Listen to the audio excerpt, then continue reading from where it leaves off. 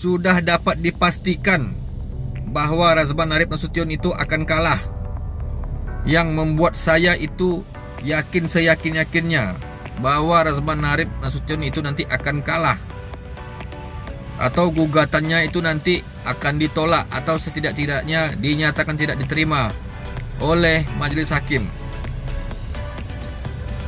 Hello politician, sobat politik hukum. Hari ini saya akan membahas tentang permasalahan hukum antara pengacara Razban Arif Nasution dengan kliennya atau mantan kliennya, yaitu Dr. Richard Lee, tentang perjanjian kerjasama atau perjanjian jasa hukum di antara mereka. Saat ini permasalahan tersebut sudah sampai ke ranah pengadilan. Razban Arif Nasution sudah memasukkan gugatan perbuatan melawan hukum terhadap Dr. Richard Lee. Gugatan tersebut menuntut Dr. Richard Lee senilai 20 miliar atas kerugian baik material dan imaterial yang dialami oleh Razban Arif Nasution menurutnya. Kemudian setelah saya mencermati di media sosial alasan Razban Arif Nasution maupun alasan Dr. Richard Lee, maka menurut saya sudah dapat dipastikan bahwa Razban Arif Nasution itu akan kalah, atau bahasa hukumnya sudah dapat dipastikan putusan akhir nanti di pengadilan negeri, gugatan Razban Arif Nasution akan ditolak atau setidak-tidaknya dinyatakan tidak dapat diterima. Kenapa alasannya? Alasan yang pertama, berdasarkan pernyataan Razban Arif Nasution setelah dia sidang pertama, dia menyatakan bahwa gugatan yang ia masukkan adalah gugatan atas dasar perbuatan melawan hukum. Ini kalau kita sebagai orang hukum menjadi pertanyaan yang aneh. Karena kenapa? Seharusnya yang ia masukkan adalah gugatan tentang wan prestasi atau cedera janji.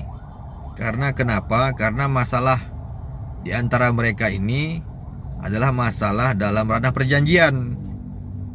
Biasanya kalau terjadi permasalahan dalam ranah perjanjian dikarenakan salah satu pihak tidak menjalani kewajibannya sesuai yang dijanjikan, maka itu gugatan yang dimasukkan ke pengadilan negeri adalah gugatan wan prestasi atau cedera janji.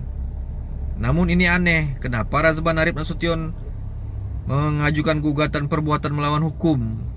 Nah, ini yang menjadi pertanyaan. Memang kalau dikaji-kaji perbuatan melawan hukum dengan wan prestasi atau gugatan perbuatan melawan hukum dengan gugatan wan prestasi, sebenarnya ini hampir sama. Dalam artian wan prestasi atau cedera janji itu sebenarnya juga merupakan perbuatan melawan hukum. Karena kenapa? Karena akibat salah satu pihak tidak menjalani kewajibannya sesuai perjanjian, maka telah merugikan hak-hak pihak lainnya. Jadi, cuman bedanya kalau wan prestasi ini itu perbuatan melawan hukum dalam ranah perjanjian. Jadi oleh karena itu dibilang gugatan wan prestasi. Sementara perbuatan melawan hukum itu sendiri itu adalah setiap perbuatan, apapun perbuatan kita yang menimbulkan kerugian terhadap hak-hak orang lain.